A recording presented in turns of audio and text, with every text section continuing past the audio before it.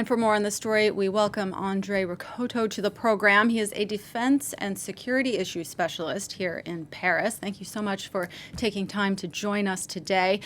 So far, the authorities' message of de-escalation and that violence won't be tolerated, it doesn't seem to be working. If you were advising the government on how to respond to try to stop this violence, what would you tell them? Well, at this point, I think they're doing quite a good job because no one has been killed. Some people have been injured, but de-escalating can take some time. And we do have professional forces at work right now.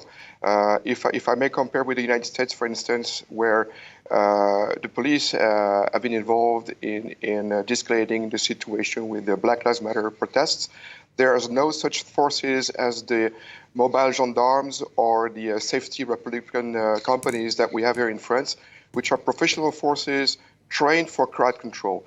And they are very efficient. And I must say that in spite of what you've been seeing and observing, the fact that nothing serious has happened in terms of physical injuries, it's a sign that the situation, in a sense, is well handled. A lot of people are fearing for their physical safety, though, or fearing for the safety of their homes. What steps are being taken to protect citizens who aren't out on the streets, who are worried about their homes being lit on fire?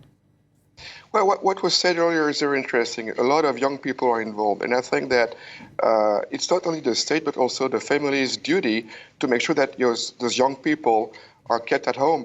So the government is deploying forces to do some interdiction, meaning preventing people from entering some areas, which is going to work, I guess, in the coming hours.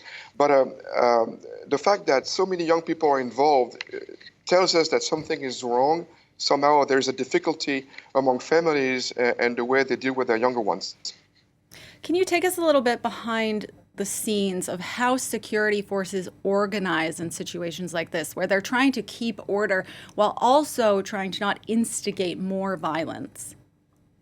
Well, first of all, the French doctrine says that what matters most is the life of your opponent, so your adversary. We're not dealing with, the professional forces in France do not consider rioters as enemies, but a temporary adversary. And part of their job is to protect them from themselves as well. So it's all about balancing, I would say, violent actions which are only acted when necessary, and most of all, preventing by deterring by their presence, by the checkpoints, by any possible means to prevent confrontation once and for all.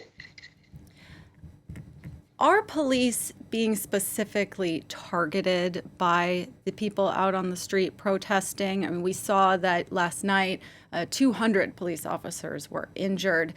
Is this because they are being targeted? I think that you could say that.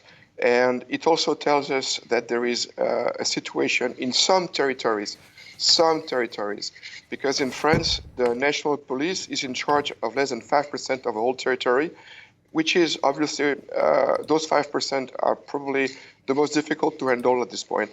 So it tells you that there is some difficulties between the police and some population, and it is no surprise that they are being targeted those last hours.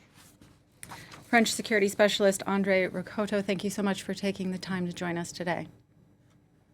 You're welcome. Thank you.